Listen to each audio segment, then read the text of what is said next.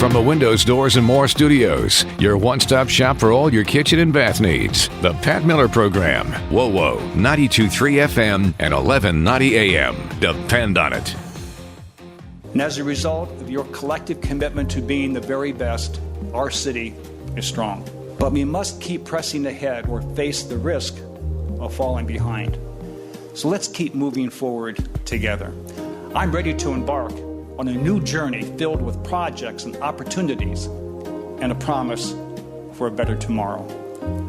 By leading the way, we're destined to experience more positive outcomes to our great city. We're going to continue to engage, innovate, and perform. These have been the pillars of my administration for the past 16 years. And the West Point maxim still holds true as a guiding philosophy for Fort Wayne. We'll continue to risk more than others think is safe. We'll care more than others think is wise. We will dream more than others think is practical. And we'll expect more than others think is possible. A very familiar voice. We will not hear it live again, which is a weird thing to think. You know, it's like when Reagan died. You thought you were going to hear him forever, and you still do through recordings. And we'll still hear Mayor Tom Henry through recordings, but we'll not hear or watch him live ever again. No more going to his report of the city addresses, nothing like that. Those days are now done, and that's a really sad thing to think about. As you know, unless you've been under a bit of a rock, and with everything going on this week, with Good Friday and then the Saturday activities today and then Easter tomorrow, some of you still may not have heard, in fact, that Mayor Tom Henry has passed away. And this all coming rather quickly. 2 months ago, Tom Henry stood before us and was eulogizing his wife and what that was like. And it was kind of an amazing thing to watch him do that. They were tighter than two lovebirds in a nest. I mean, they were very, very tight. And then, just a couple of weeks ago, Tom Henry was speaking to us about something from his office unrelated, and at the end dropped in the factor that he, in fact, had stomach cancer. He said it was like stage 3, stage 4, and that the outlook, the prognosis, I remember, okay, stomach cancer, yeah, fine, okay. But then when he said it's stage 3 or stage 4, I stopped for a minute. And then when he said the prognosis is not good, that's quite a statement to hear coming from a person that has that disease, and they have it to that degree. And then this week, we found out that the mayor was not feeling well, that in fact he had something that happened Thursday morning relative to his stomach cancer, and that they privately took him to the hospital. In other words, they didn't call for or wait for an ambulance. A member of the family or a close friend, somebody, they took him to the hospital. And then when he got there, they had a period of time where he and his family spoke with the doctors extensively. And then he came out with the idea that he just wasn't going to do it. He wasn't going to go through surgery because he didn't feel like it would do anything to reestablish his system. He didn't feel like it would be the thing that would take him back to where he needed to be going forward. Politically, he knew he had his deputy mayor who could step in and will step in and take over with all of the pulling of the strings and making sure that everything in the city happens. Then, when all the precinct committee chairs get their act together and they come together as Democrats, they will then select who it is that replaces him as the mayor. Could very well be the deputy mayor, by the way. There's nothing that says it can't be him. I've just never seen anything yet in print where he says he wants the job. So when they got him there, and then they said he had made the decision to not go with surgery. He just asked the doctors to do what they needed to do just to keep him comfortable until the end. Now, when I heard that, in fact, that he was in hospice care, and we have all had friends in hospice, right? Sometimes you're talking about days, sometimes weeks, sometimes months that people are in hospice. But there was just something lurking there with the mayor where it didn't sound the same to me. I didn't want to jump to any conclusions. I didn't say anything. I didn't go on air. I didn't say anything about anything. But then we found out, because I got word from somebody Thursday night. I was at choir rehearsal for Easter service. Kim was at home. She was still sick. So I was there, and my phone buzzed, and so I looked at it, and it said, "It looks like we might be talking about hours, not days." I thought that was a little macabre, okay? And I thought, okay, really? By the time I got out of choir and headed home, John Perlich, who works for the city of Fort Wayne, good friend of mine. In fact, John, you and I need to go to the Green Frog and have some wings together. But John sent out a text, and he basically, this is it, it's over. Mayor Tom Henry has in fact passed away. And it just, on my way to my car from the church, I just stopped in my tracks. I was done.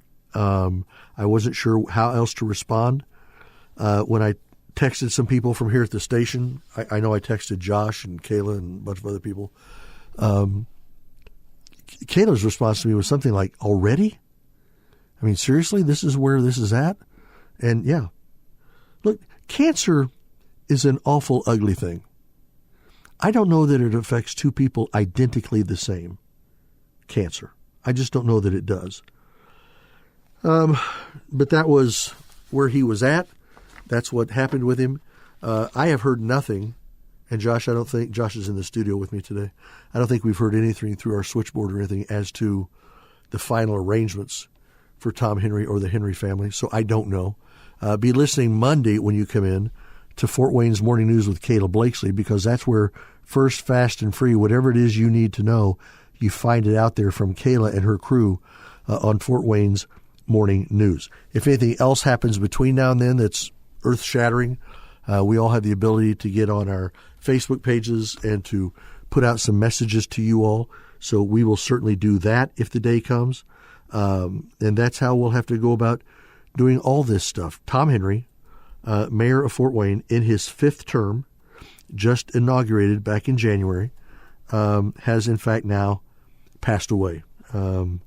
It's going to be absolutely incredible. I think what I'm going to do is, I think this is just me, I think I'm going to go to a viewing or a reception line, but not the service. And here's why.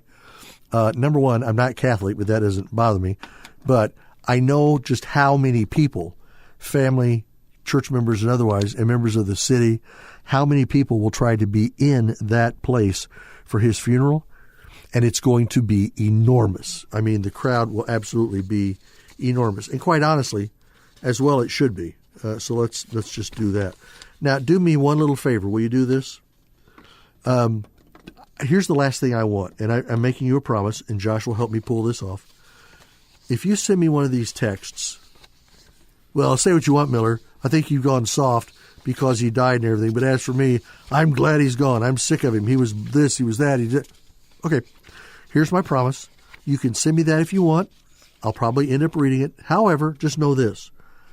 You won't be able to email me or text me again because I'll block you off my system. I don't need it.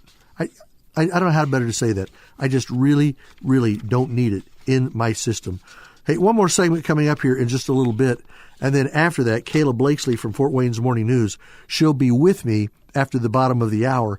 And then at the top of the next hour, former third District Congressman Marlon Stutzman, now wanting to become 3rd District Congressman again.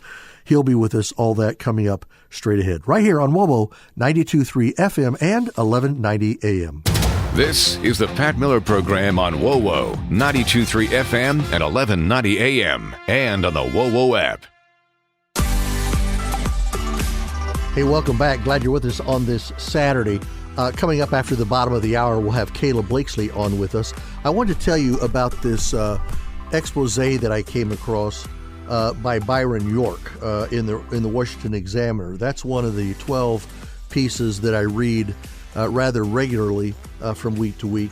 And he's talking about in 2024, it's an election about a lot of things, but at the end of the day, he believes, and I think I agree with him, that it's going to be an election about elections. I mean, if you see some of the findings that they found, CNN polls, Fox News polls, Real Clear Politics polls, they found that in a two-way head-to-head matchup, former President Donald Trump leads Joe Biden by 5 points. That's in a two-way race. Okay? In a five-way matchup between Biden, Trump, RFK Jr., Cornel West, and Jill Stein, Trump leads Biden by 5 points. The exact same margin. Maybe all those third-party candidates won't have a decisive effect on the basic Biden-Trump dynamic after all, at least certainly not the effect that they think they're going to have. The poll also found Biden's job approval bouncing, but not way up and not way down. In the range the newsletter discussed yesterday at the Washington Examiner, it's 41% right now. It has never been higher than 47%, and it's never been lower than 40%. The Fox News poll since September 2021, it has never been lower than 40%. Biden's approval rating for many specific issues like immigration and the economy, those numbers, of course, are terrible. But we're talking about the overall job approval rating of Biden as president. One notable part of the poll concerns what voters think are the most important thing in this race. And the question was asked this way. For each of the following issues, please tell us how important it is in deciding your vote for president.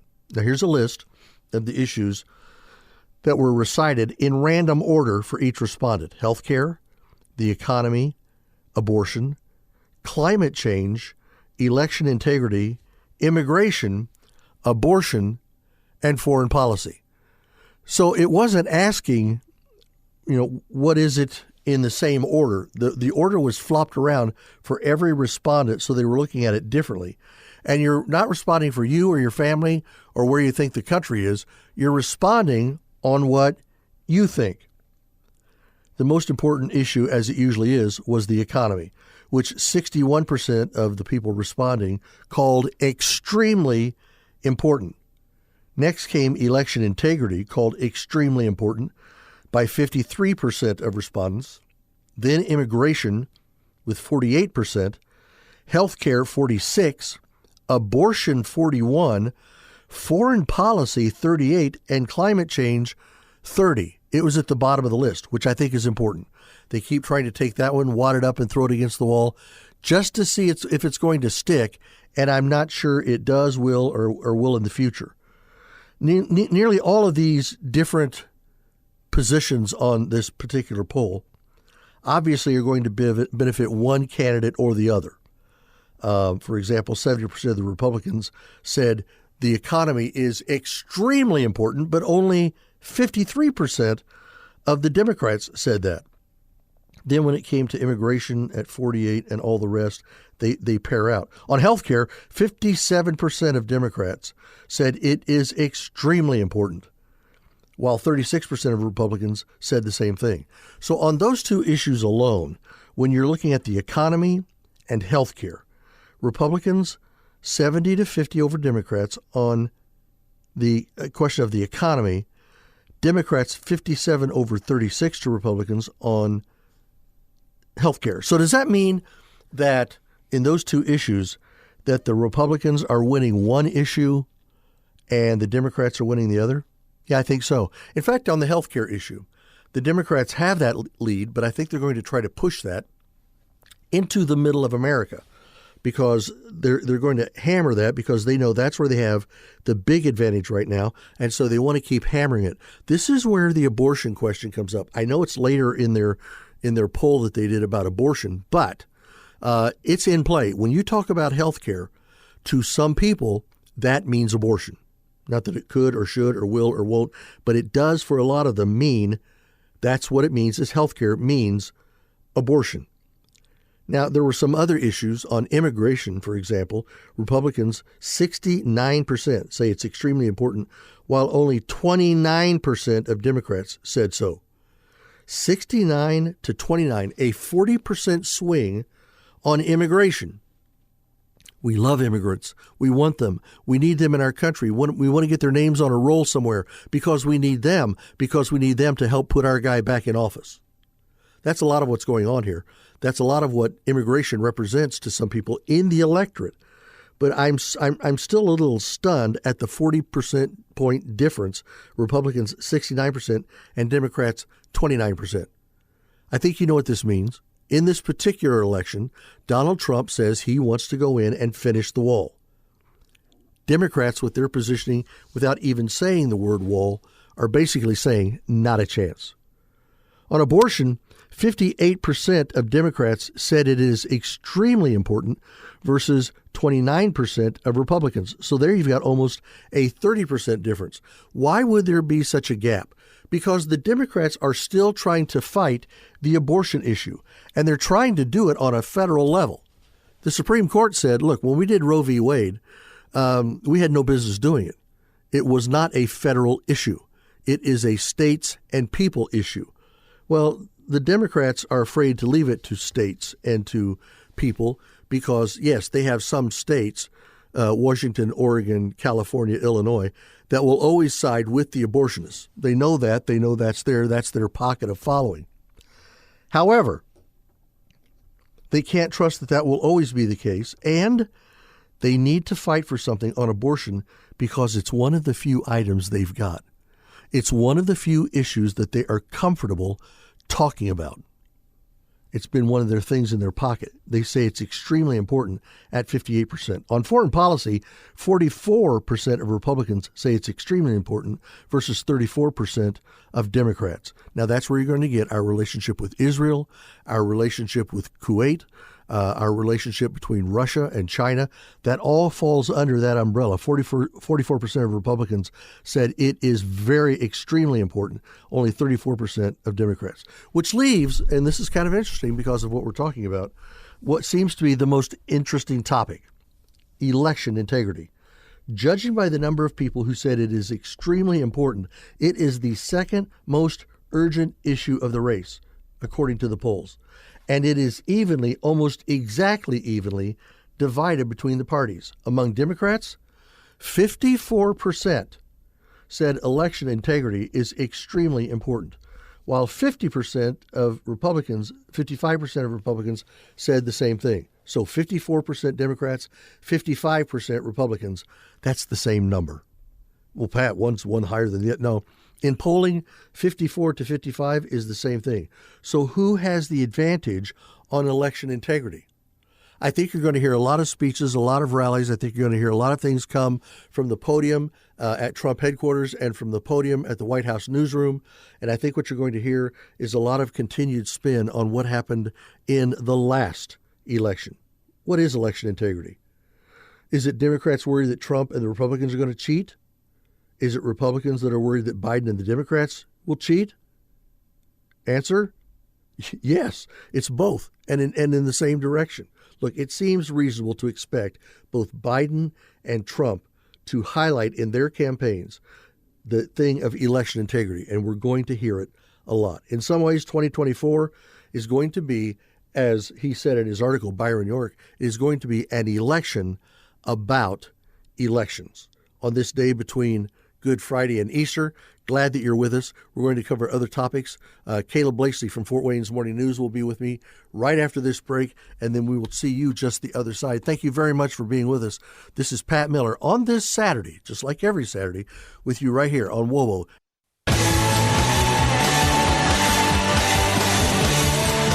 Hi, everybody. Welcome back. It is the Pat Miller Program here with you on this Saturday. So very glad you're with us and glad you're here with us every week from noon to 3. At this segment, this is where we normally have Caleb Blakeslee on from Fort Wayne's Morning News. This week, however, surprisingly, we're having Caleb Blakeslee on from Fort Wayne's Morning News. And I'm in the house. Yeah, I say that because I don't know about your schedule lately. For the last couple weeks, with everything political and everything else going on in the world, It's nobody's where they're supposed to be when they're supposed to be there, but yet here you are and here I am. Well, I'm glad I can be the one, constant in your life right now, Pat. But I hear you. My schedule's been the exact same way with the primary coming up. I did take off a week last week. I know. Because of all of this what is with insanity. You? I didn't take normal spring break, like people do, but I took a week off, kind of got myself recentered, psyched up. So now I'm ready to rock and roll as we head into May 7th. Sounds like a deal. So what's on top of your brain here this Saturday? Listen, speaking of rocking and rolling here, I am still flying so high. And it's almost been a week now because last Tuesday I had the privilege of emceeing the Put America First rally down in Shelbyville, Indiana. Right. Congressman Jim Banks invited me to come down and be the MC. Got the invite Monday morning. And I said, oh, who did you really have wanting to MC this? Wasn't me. Yeah, right? Well, he technically claims he always wanted me to come down, but that's another story for another day. Okay. But so Monday morning, made the arrangements, cleared my schedule to be there Tuesday. I actually took off right at 9 a.m. after my show Tuesday morning to be in Shelbyville, Indiana for this rally. Not only obviously did it feature Congressman Banks as he's making his run for the U.S. Senate, but Donald Trump Jr. was in town for this. Senator Mike Braun came out. Indiana Attorney General Todd Rokita was there. Our Secretary of State Diego Morales, whom I had not met before, he was there. I mean, it truly was your who's who of Indiana politics. Okay, if you will. truth time. Was that your first time ever in Shelbyville, Indiana? Absolutely it was. Yeah, absolutely see, it was. When you go out of Indianapolis and you go southeast, you hit Shelbyville, you should have gone down another 40 minutes because the largest outlet mall stores. Oh, so now you tell me. Oh, yeah. I actually felt like I was at home because many people don't really know this about me. I'm from a teeny tiny town in Pennsylvania where it's nothing but farm country. I'm going to go ahead and guess Shelbyville is actually probably bigger than where I am from. No question. They had a lot more going on in their little downtown strip than mine does. We've got 1.5 stoplights and we've got that half in there. We kind of thought we were a big deal. So if that tells you anything, I felt like I was, rolling into my backyard. I felt really comfortable there. We were at Brian Fisher's farm, which is more like a huge, corporation. It was just a stunning property, a stunning facility, so clean. It smelled really good. Which they're all about feed. So I'm assuming obviously they need to be really clean and have things, smelling really good. But it was such a privilege to me to be there. Obviously, like I said, got to kind of mix and mingle with some who's, including Don Trump Jr. I've got some stories about him, by the way. But I think to me why it was really genuinely such a privilege is because of all of the people there.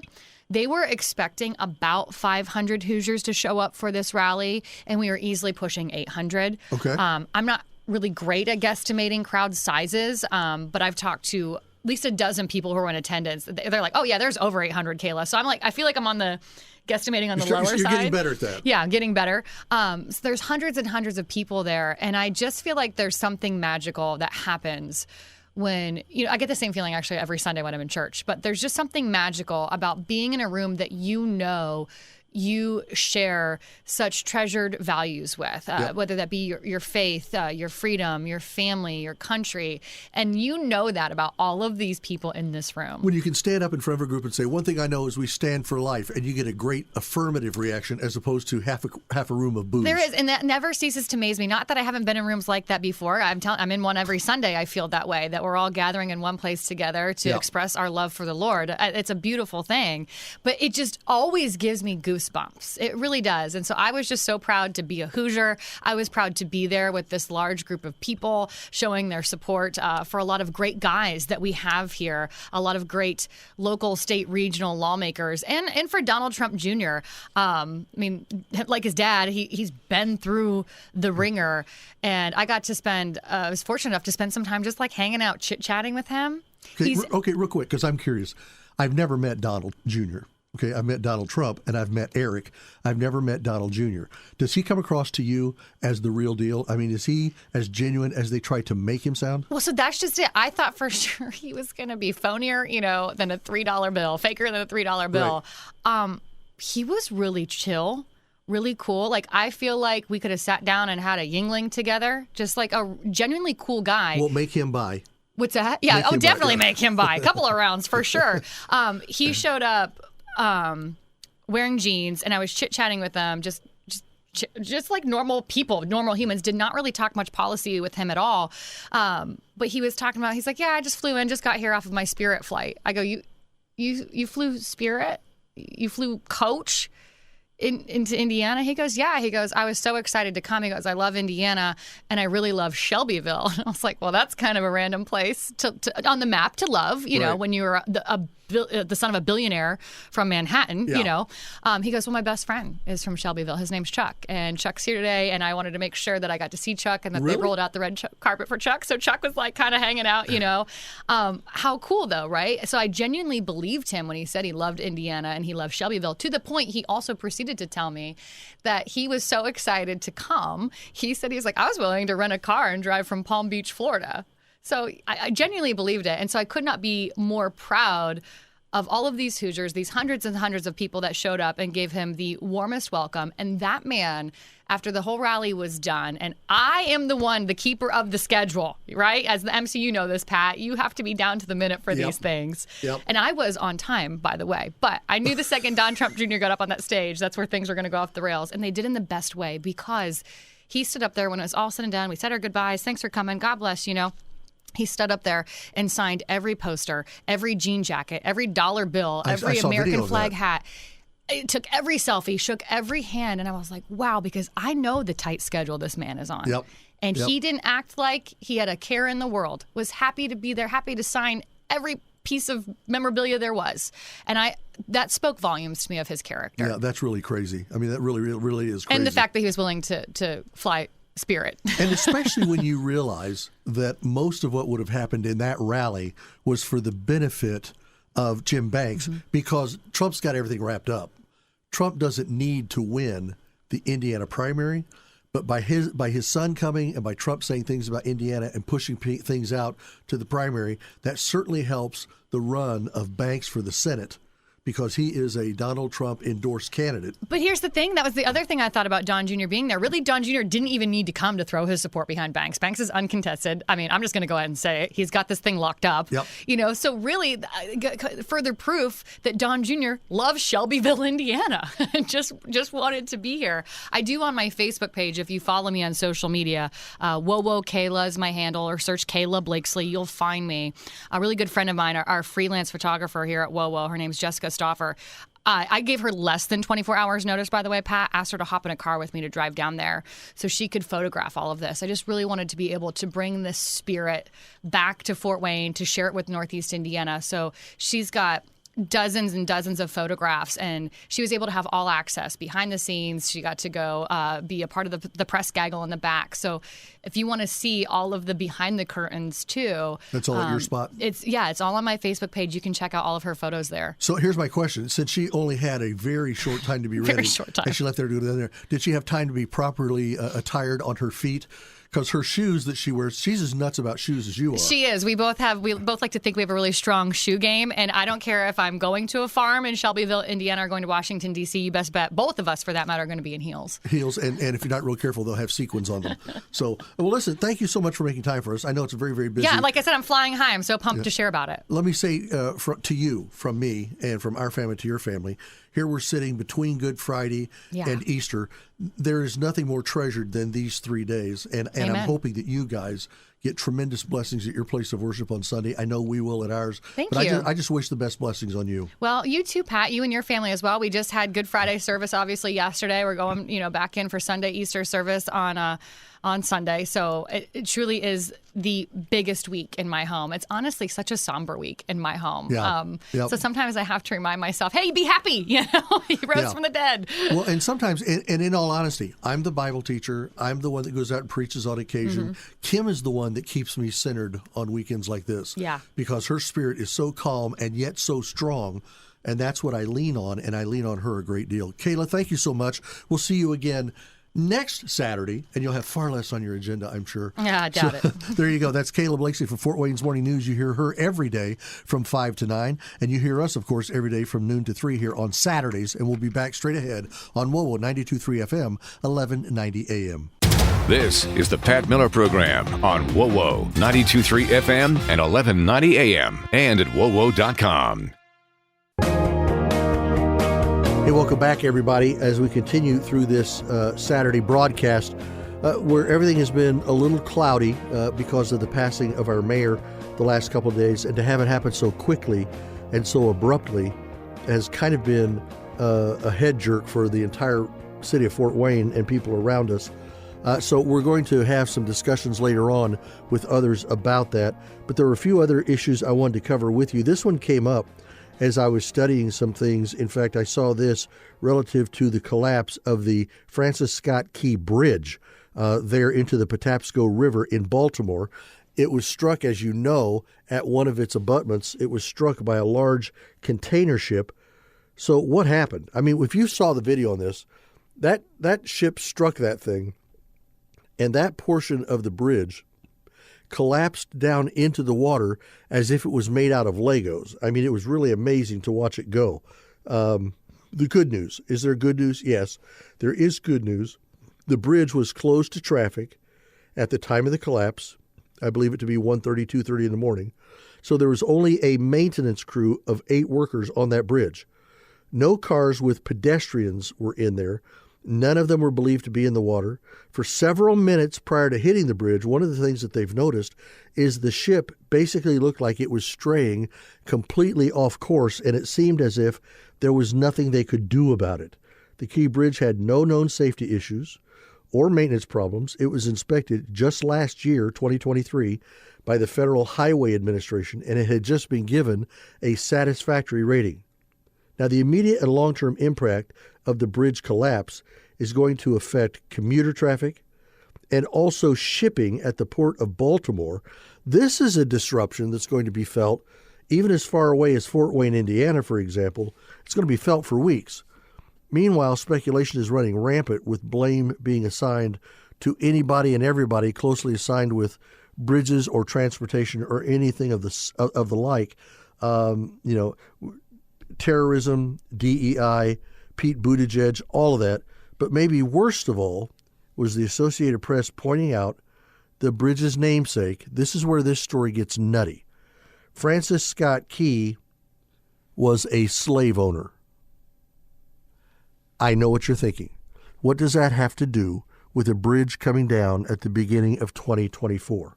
Well, nothing, except that when any massive catastrophic event occurs, people naturally question the hows and the whys that happened. But in the internet age, we go beyond the how and the why with the expectation of instant gratification. Patience is becoming a lost commodity. They wanted to find somebody that was responsible for the bridge being hit and then going into the water. Why did it go into the water? The ship hit it. Okay. Now, there are 2 pilots on every ship. They have a black box, just as they have on airplanes. They need to examine all that.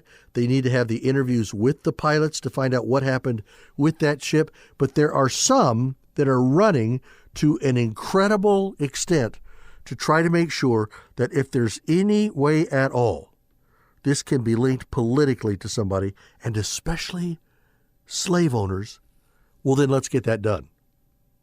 Let's do that. That's just nutty talk. That's just absolute nutty talk.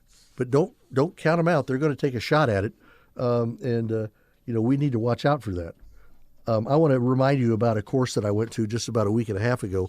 I went to the basic handgun course, and I did that at Rapid Red Response on the north side of Fort Wayne. Listen, Condition Red Response. That is awesome. When I hear the word red, that tells me warning, this is important, watch out for this, let's get on this. Well, Red Response means a very important response to what's going on, and Condition Red Response is the ability to find out what condition you're in, and are you carrying something or packing something or holstering something in and around your person that might help. Look, maybe you're like me. I love guns. I genuinely love guns. I'm a Second Amendment guy through and through and through. However, my familiarity with my gun was really, really lacking. I wanted to get into the important concepts of how to treat that gun, and I wanted to do it with respect because I needed to do it, and I know I could do it with safe handling. Well, basic handgun safety is one of the courses that they taught. This is the one I took at Condition Red Response. Now, if you've never handled firearms or it's been a while, if you're a bit nervous about it, they introduce you to firearm safety concepts that make sense and will also prevent accidental injury. If you want to find out how to prevent unintended injury, safe home storage options, responsible firearm ownership, this is the place to go. They provide pistols and ammunition for those interested to shoot some live .22 rounds at the end of the class. And if you decide for yourself to take defensive pistol mechanics after this class, you can do that because you get some credit moving forward from this class to the next one. This satisfies their prerequisite requirements for their defensive carbine and defensive shotgun courses too. The best thing for you to do, get a hold of Jill, Susan, Chris, James, and Nick. Those are the 5 great teachers that are at every class that they do at Condition Red Response, and they'll help you answer your questions. If you want to find them, they're on Merchandise Drive. That's Merchandise Drive, just southeast of Lima and I-69. Go south on Lima from I-69, turn left at the first light, then turn left at the first road, and then you're on Merchandise Drive, and you'll see them right there. It is a great place to go. These people put a lot of confidence in me. It made me realize I was a lost duck out there. Conditioned Red Response. They were terrific for me. They'll be terrific for you.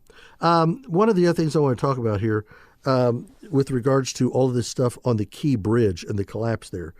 However, we need to have some patience as the National Transportation Safety Board, which has an impressive track record, by the way, when it comes to conducting thorough investigations, will eventually issue a report on its findings. Until then, I think we would do very well to ignore all the myriad of conspiracy theories, that have and that will come up because everybody, ever since 9/11, we think there has to be some kind of a mystery, some kind of a underwater, behind-the-scenes thing that applies to everything. Sometimes a bridge just gets hit by a loaded ship and it goes down, and it's nothing more than that. As horrible as that is, sometimes that's all it is, and you need to come to grips with that. Not everything is the people still left over from Saddam Hussein or from bin Laden behind every bush. Sometimes life is more simple than that. I've decided to not keep trying to push myself to an early grave, worrying about which conspiracy theory was at stake as to why it was that my trash pickup got missed this week. I mean, it's almost that dumb. I mean, it really is that dumb, and we need to watch that because it's becoming a little bit more than I think any of us want to account for. Marlin Stutzman will be up with me right after the top of the hour, and we'll talk to him about a few of the things that are going on in and around the body politic as we're getting closer and closer and closer to the primary elections for 2024. And then also in November, can you believe this November, we're finally there. We're finally there.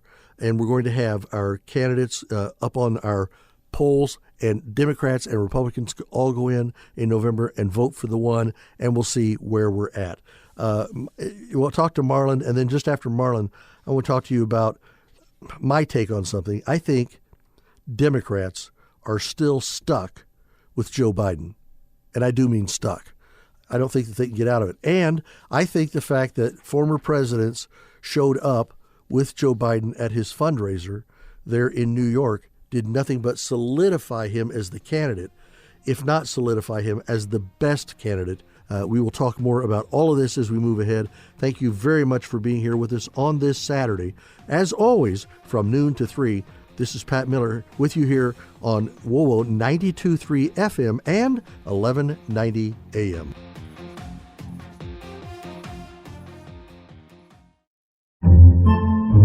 Podcasts by Federated Media.